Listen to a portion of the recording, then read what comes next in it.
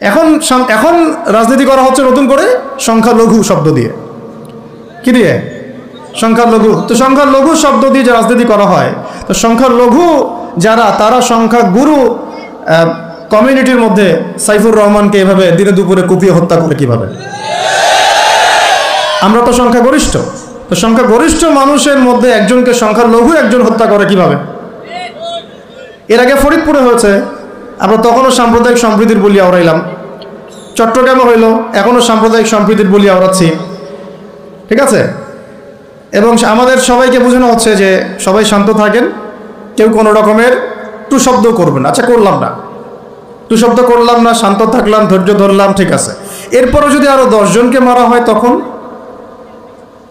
এরপর যদি আরও 10 জনকে মারা হয় তখন আপনি আমাকে গ্যারান্টি দেন যে মারা হবে না।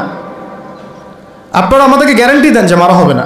যদি মারা হয় তখন আপনি বলছেন মারা হবে না ইনশাআল্লাহ, ঠিক আছে। যদি মারা হয় তখন, এখন আমি ধৈর্য ধরলাম, এখন আমি সাম্প্রদায়িক সম্প্রীতির কথা বললাম, এখন আমরা চুপ থাকলাম, কেউ এগ্রেসিভ কোনো ভূমিকায় গেলাম না, এবং যাওয়া উচিত না, ঠিক আছে, খালাস।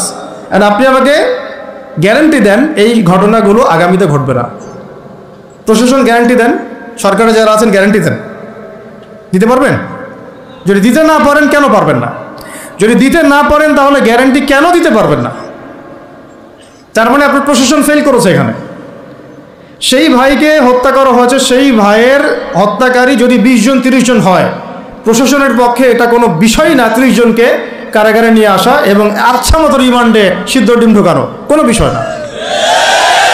রিমান্ডে ওলামায়ে কেরামের পা ভেঙে দিতে পারেন, তাহলে এটা কেন পারছেন না? তাহলে আপনারা আসলে আমাদেরকে কানাকে মক্কা দেখাচ্ছেন, আপনারা কানাকে মক্কা দেখাচ্ছেন, এই তো। এখন যদি গ্যারান্টি না দিতে পারেন, তার মানে এই সমস্যাটা থাকতে পারে। গ্যারান্টি না দিতে পারার অর্থই হচ্ছে আপনি নিজেই ভয় পাচ্ছেন, নিজেই আপনি শিওর না যে সমস্যাটা আসবে কিনা। কারণ আপনি জানেন যে আমি সমস্যাটাকে ডিল করতে পারি না, আসতেও পারে, এই জন্য আমি গ্যারান্টি দিতে পারছি না। আমাদের উপদেষ্টাদেরকে বলেন গ্যারান্টি দিতে যে এরকম ঘটনা আগামী তার কখনো ঘটবে না। আমরা তো সবাই শান্ত আছি, কেউ তো একটা টোকাও পর্যন্ত দেয়নি, কাউকে দিয়েছেন? আচ্ছা, ঠিক আছে। আবার আমি প্রশ্ন করছি, যদি গ্যারান্টি না দিতে পারে এবং না দিতে পারাটাই তাদের ব্যর্থতা, এবং এর যদি উপযুক্ত বিচার তারা করতে না পারে, না করতে পারাটাই ব্যর্থতা সংখ্যাগরিষ্ঠ মুসলিম রাষ্ট্রে, তাহলে এই ঘটনা যদি আগামী 1 বছরে, 2 বছরে, 5 বছরে আবারও রিপিটেড হয় এবং একজনের জায়গায় 3 জন, 4 জন, 5 জন, 10 জন পর্যন্ত পৌঁছায়, তখন আপনাদের ভাষাটা কি হবে? তখন আপনারা কি ভাষায় কথা বলবেন আর আমাদেরকে কি বুঝাবেন? এটা আমার প্রশ্ন। আরও প্রশ্ন আছে, সাইফুর রহমান যদি আপনার ছেলে হইতো তাহলে কি হতো? সাইফুর রহমান যদি আমাদের উপদেষ্টাদের কেউ হতো তাহলে কি হতো? সাইফুর রহমান যদি আমাদের যে ওলামায়ে কেরামগণ, শ্রদ্ধার সাথেই বলছি, বিনয়ের সাথে, আপনাদের যদি ছেলে হতো আপনারা কি সেম কথা বলতেন কিনা? সাইফুর রহমান যদি আপনার মেয়ের জামাই হতো তাহলে আপনি সেম কথা বলতেন কিনা? এই জায়গাগুলো তো অনেক গ্যাপস আছে। আমাদের এত স্বার্থপর চিন্তা চেতনা যে আমার তো আর নিজের ছেলে মরে নাই, আমার তো আর নিজের ভাইকে মারা হয় নাই, আপনি তো তাকে আপনার ভাই মনে করতে পারছেন না এখনো। এখন পর্যন্ত আপনি সাইফুর রহমানকে আপনার ভাই মনে করতে পারেন নাই। সবাই চুপ। আর আমাদের কিছু সুরসুরি মানহাজের কিছু মানুষ আছে, সুরসুরি আর গিরগিটি মানহাজ, মানে তাগুতের নাম এক্স হইলেও তার পক্ষে, ওয়াই হইলেও তার পক্ষে, জেড হইলেও তারই পক্ষে, সবসময় চুপ। একদম সুরসুরি মার্কা ঠান্ডা ঠান্ডা মানহাজ মানুষকে দেওয়া হয় এবং তারা একটু জনপ্রিয়, এই কারণে জনগণও চুপ হয়ে যায়। তাদের একটা স্ট্যাটাস দেখে মানুষ চুপ। হ্যাঁ, আমার তো আকাবির, আমার তো অমুক, আমার স্কলার এই বলছে, আমার শায়েক এই বলছে, বাস আমি চুপ। আপনি তো নিজের চিন্তাটাকে বিক্রি করে দিয়েছেন মানুষের কাছে, নিজের চিন্তাটাকে আপনি বিক্রি করে দিয়েছেন। তো একজন সেলিব্রিটি স্কলার এসে একটা স্ট্যাটাস দিল যে সবাই শান্ত থাকেন, কেউ কোনো কথা বলবেন না। কেন কথা বলবো না আমি? শান্ত থাকেন বলার আগে আপনার বলা উচিত ছিল যে আমার ভাইকে এভাবে মারা হয়েছে, আমি তীব্র নিন্দা জানাই এবং এর বিচার আমি দাবি করি। তারপরে আপনি বলতে পারতেন আপনারা শান্ত থাকেন, আমরা বিষয়টা ডিল করছি। এই যে ব্রেন ওয়াশ, এই যে আমাদের একটা জজবাকে এভাবে দমন করে দেওয়া হচ্ছে, এর ফলাফল কিন্তু আপনাদেরকে ভোগ করতে হবে। আচ্ছা ঠিক আছে, 10 জন মারা হলো চুপ করে থাকেন, ভালো কথা। আরও 100 জন মারা হলে তখনই কি চুপ করে থাকবেন? যদি একটা জেলার উপর আক্রমণ হয় তখনই কি চুপ করে থাকবে? আপনারা শয়তান থেকে পালাতে চাচ্ছেন, কিন্তু শয়তান তো আপনাকে ছাড়বে না। আপনি কিছু বলেন আর নাই বলেন, আমি বলছি না এখনই বলেন, আমি বলছি আপনি এই হত্যার উপযুক্ত বিচার আমাদের সামনে নিশ্চিত করেন। জাতির সামনে এই ২০-৩০ জন লোককে হাজির করে প্রকাশ্যে ফাঁসি দিয়ে দেখান যে হ্যাঁ আমরা সাইফুর রহমানের পক্ষে আছি। কিছুই করতে পারেন নাই পর্যন্ত, আপনারা কিছুই করতে পারেন নাই। ফরিদপুরের ঘটনা কিছু করতে পারেন নাই। এরকম ঘটনা বিচ্ছিন্ন না, এরকম ঘটনা বাংলাদেশের লাস্ট ৫ বছরে এবং বিগত ১৫ বছরে অনেকগুলো হয়েছে। কিছু ঘটনা আমরা জেনেছি, কিছু ঘটনা আমরা জানি না, বেশিরভাগই আমরা জানি না। তো এই যে সমস্যাগুলো আমি সিরাত থেকে কেন বলছি, কারণ সিরাতে আপনাকে এগুলো সমাধান দিবে। আর এই বিষয়টা আমাকে খুব পীড়া দিচ্ছে ভিতর থেকে, যেটা আমাদের আচরণ, আমরা যে এত বেশি মানে দাসত্বের একটা ইয়াতে চলে আসছি, মেজাজটা আমাদের দাসত্বের মধ্যে চলে আসছে। আমরা শত্রুর চোখে চোখ রেখে কথাই বলতে পারি না। শত্রুর চোখে চোখ রেখে কথা না বললে তো সে আমাকে দাম দিবে না। কই, সে তো চায়নার সাথে এসব ডিল করতে পারে না, সে তো ইভেন পাকিস্তানের সাথেও তো পারে না।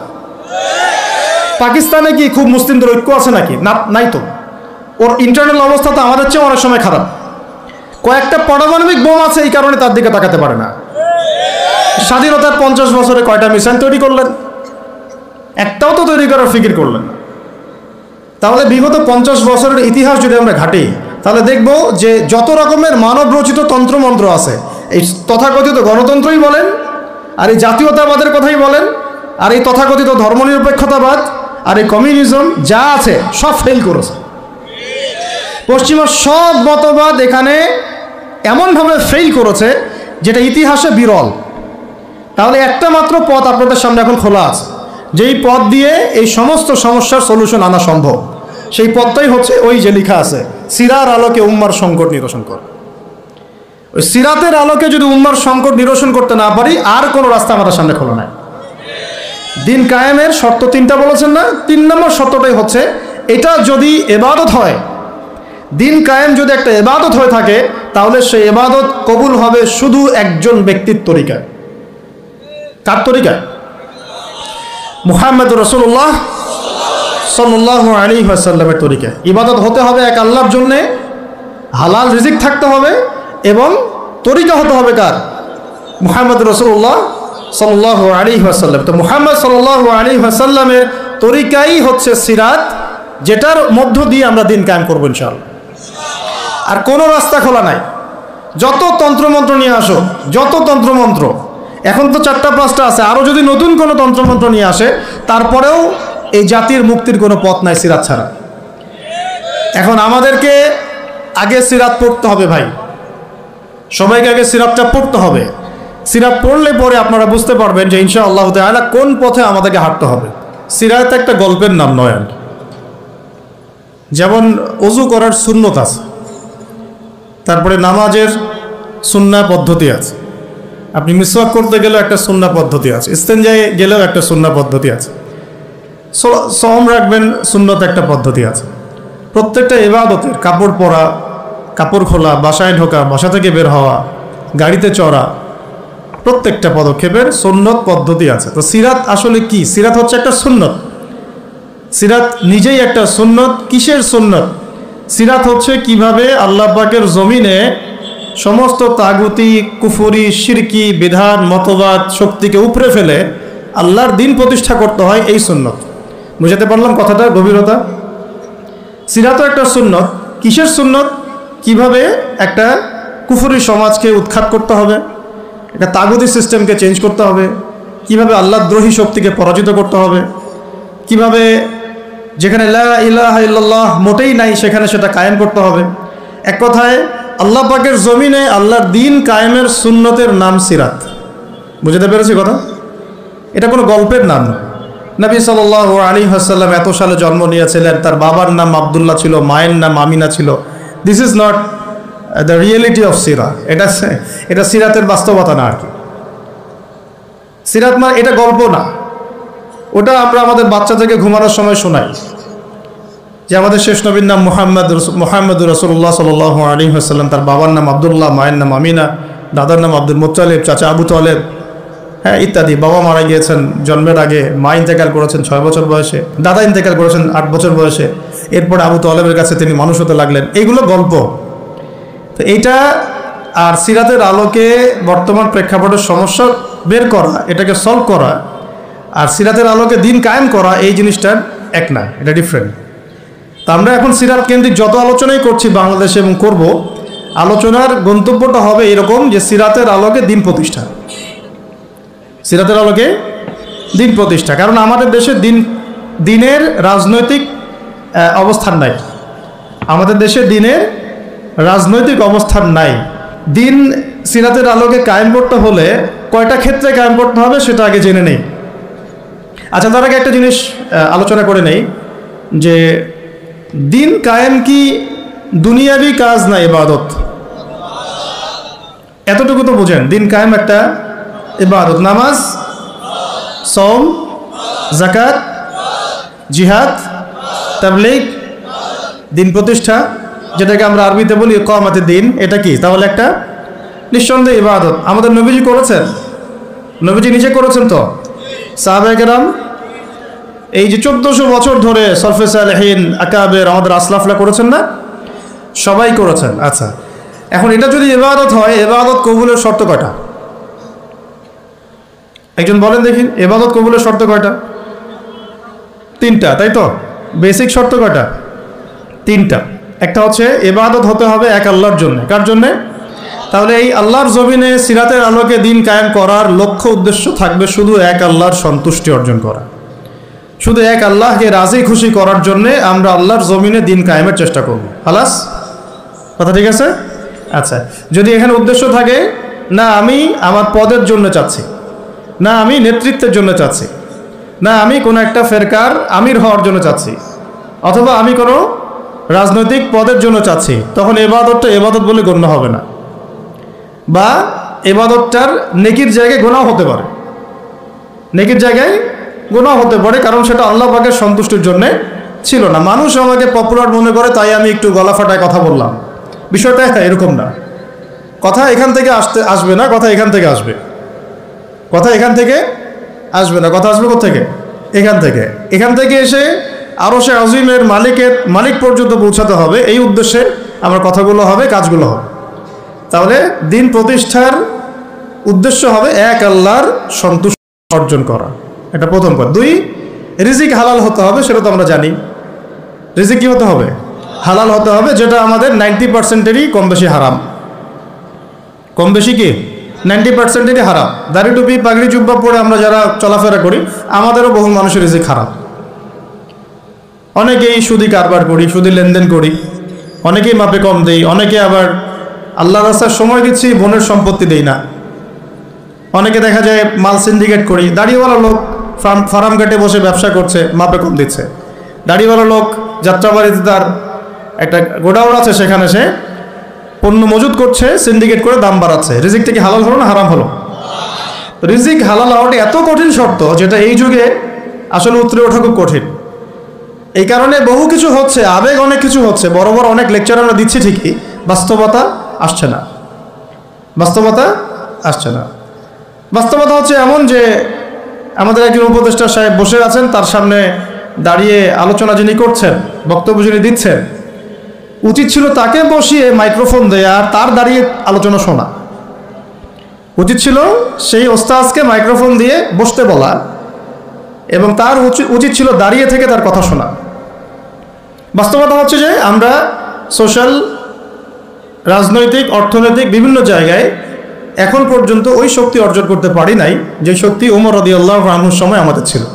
এটা তো বাস্তবতা।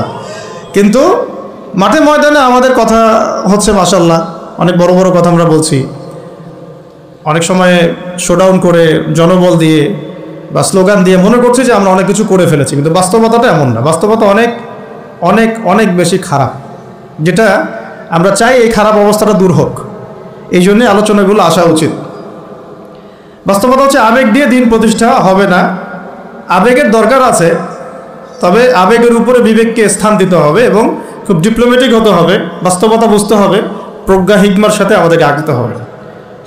অনেক সময় মনে হচ্ছে আমাদের সংখ্যা অনেক, কোটি কোটি, 12 কোটি 14 কোটি। আসল যুদ্ধক্ষেত্রেই দেখা যাবে আসলে আমাদের সংখ্যা আসলেই কত। ঠিক আছে, তো মূল জায়গায় আসি। আবার আমি একটু ভিতরে চলে যাচ্ছি। যে আমরা যদি একটা কাজকে ইবাদত মনে করি, সেই কাজটা ইবাদত হিসেবে গণ্য হওয়ার জন্যও 3টা শর্ত আমাকে পূরণ করতে হচ্ছে। আল্লাহ পাকের সন্তুষ্টির জন্যে, 2 হচ্ছে সেই কাজটা করতে গিয়ে, আমার ইবাদত করতে গিয়ে আমার রিজিকটা অবশ্যই হালাল হতে হবে। এই দুটোতেই আমরা আটকে গেছি। কিন্তু কারাগারে আমাদের ওলামায়ে কেরামগণ বসেছিলেন, তারা আলোচনা করছিলেন যে আমরা সবাই এক সেলে বসে আছি, আসলে কি সমস্যা, সবাই সমস্যা নিয়ে মুজাকারা করছে না, কিন্তু সমস্যাটা কি হলো। তো নাম বলতে চাচ্ছি না, আমাদের অনেক শ্রদ্ধেয় ওলামায়ে কেরাম তাদের অনেকেই বলেছিলেন যে মনে হয় ইখলাস ঠিক নাই, মনে হয় ইখলাস ঠিক নাই। হ্যাঁ, যদি ইখলাস ঠিক না থাকে কাজে বরকত আসবে না। ইখলাস কি? শুধু আল্লাহর জন্য করব, যাই করি শুধু আল্লাহর জন্য করব, মানুষকে দেখানোর জন্য না, জনপ্রিয়তা পাওয়ার জন্য না, মানুষের বাহবার জন্য না। এমনকি আমি যদি চাই বাংলাদেশে শরিয়া আইন কায়েম হোক, সেটা চাবো আল্লাহর জন্যে, আমি ক্ষমতায় গিয়ে কায়েম করব এই জন্য না। এটা আল্লাহ পাক XYZ যে কাউকে দিয়ে করাইতে পারেন, সেটা আমি হইতে পারি, আপনি হইতে পারেন, যে কেউ হতে পারে। কিন্তু আমি চাচ্ছি শরিয়া আইন বাস্তবায়িত হোক। যদি আমি এভাবে চিন্তা করি যে না, আমাকে যেতে হবেই, আমি সেই কাজ করব, আমারই ক্ষমতা দরকার, তাহলে এটা হবে দুনিয়ার জন্য কাজ করা, আমি আমার ক্ষমতার জন্য করছি। তো মূল বিষয়টা হচ্ছে সাহাবায়ে কেরাম রাদিয়াল্লাহু আনহুম আজমাইন তারা নিজেরা দায়িত্ব এড়িয়ে যেতেন, মানুষ জোর করে তাদেরকে দায়িত্ব দিতেন। এর ফলে কাজে বরকত হতো, ইখলাস ঠিক থাকতো। তারা দিনের বেলা ঘোড়সাওয়ার থাকতেন, রাতের বেলা দরবেশ থাকতেন। এই জন্যই দেখা যায় যে উমর রাদিয়াল্লাহু আনহু খেলাফতের সময় একটা বকরির বাচ্চাও না খেয়ে মারা যায় নাই। সুবহানাল্লাহ। আর একটু আগে তো আপনাদেরকে একটা এক্সাম্পল দিলাম যে আপনাদের 3 বারে রাস্তাঘাটের কি অবস্থা। তাহলে 50 বছর, স্বাধীনতার 50 বছর ধরে যারা পুরো বাংলাদেশের রাস্তাই ঠিক করতে পারে নাই, তারা কত বড় দুর্নীতিবাজ চিন্তা করে নাই।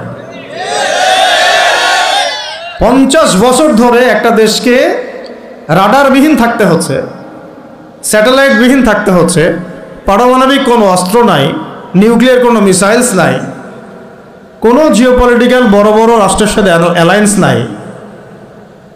পক্ষান্তরে উল্টা কুফার, তাগুত, মুশরিকদের দাসত্বে আমাদেরকে নিয়ে গেছে। তাহলে 50 বছরের খেয়ানতের লিস্ট করলে মানে এক আসমান থেকে দ্বিতীয় আসমান পর্যন্ত হবে আর কি লিস্টটা। এত খেয়ানত 50-60 বছর হয়ে গেছে। এখনও যে বিষয়গুলো নিয়ে আমাদের কথা বলতে হচ্ছে, এটাই হচ্ছে সবচেয়ে লজ্জার। এই বিগত স্বাধীনতার 50 বছরে আমাদের এমন একটা জেনারেশন রেডিমেড পাওয়া উচিত ছিল, যাদের ঘরে ঘরে আলেম, ঘরে ঘরে হাফেজ। এখন ঘরে ঘরে খুঁজলেও, বোম মারলেও আলেম বের হয় না, ঘরে ঘরে খুঁজে ছান মারলে একটা করে হাফেজ বের হয় না, আলেম বের হয় না। ঘরে ঘরে ছান মারলে যে কোনো একটা টিকটকার ঠিকই বের হয়। এই বাস্তবতা আর আমাদের স্বপ্নের মধ্যে আসমান জমির পার্থক্য আছে। এগুলো হাসির কোনো বিষয় না, এটা হচ্ছে বাস্তবতা। মানে পুরা প্রাইমারি স্কুল থেকে শুরু করে প্রাইমারি স্কুলের শিক্ষক, প্রাইমারি স্কুলের টিচার এবং স্টুডেন্ট, হাই স্কুলের টিচার, অনার্সের স্টুডেন্ট, অনার্সের টিচার, মাস্টার্সের স্টুডেন্ট, মাস্টার্সের টিচার, তারপরে BBA MBA, তারপরে আপনার প্রাইভেট ইউনিভার্সিটি ইত্যাদি ইত্যাদি, ইভেন BCS সেক্টর, শিক্ষা কমিশন, MP মন্ত্রী, পার্লামেন্ট, সবগুলোকে যদি একটা জায়গায় আপনি বসান, সবাইকে 15-16 কোটি মানুষকে একটা জায়গায় বসান, দেখবেন যে এদের 90% কোরআন তেলাওয়াতি করতে পারে না। 50 বছর হয়ে গেছে স্বাধীনতা। তাহলে কাদেরকে নিয়ে আপনি হিন্দুস্তানকে মোকাবেলা করতে চাচ্ছেন? কাদেরকে নিয়ে আপনি যে রামবাম, প্রগতিশীল এবং এই ইসকনকে মোকাবেলা করতে যাচ্ছেন? কাদেরকে নিয়ে? আবেগ দিয়ে তো হবে না। আর তাদের ব্যাপারটা তো এতই স্ট্রং, তারা তো এমনভাবে তাদের মানে আগ্রাসন লালন করছে যে ওরা যদি পারত, এখন পুরো বাংলাদেশটাকে ওদের মানচিত্রভুক্ত করে ফেলত। ষড়যন্ত্র কিন্তু এই পর্যন্ত, এটা আমরা বুঝি আর না বুঝি। আর আমরা তো খুব সাম্প্রদায়িক সম্প্রীতির বয়ান দিচ্ছি এখন আর কি। বিগত সময়ে কিছু রাজনীতি হয়েছে জঙ্গিবাদ শব্দ দিয়ে রাজনীতি করা হয়েছে। এটা থাকুক আর না থাকুক, বায়বীয়ভাবে একটা প্রতিষ্ঠা করার চেষ্টা করা হয়েছে, এটা দিয়ে রাজনীতি করা হয়েছে। সবাই সবার স্বার্থে কথাটাকে ব্যবহার করেছে। আসলে এটা একটা বায়বীয় শব্দ ছিল, কোনো অস্তিত্ব নাই।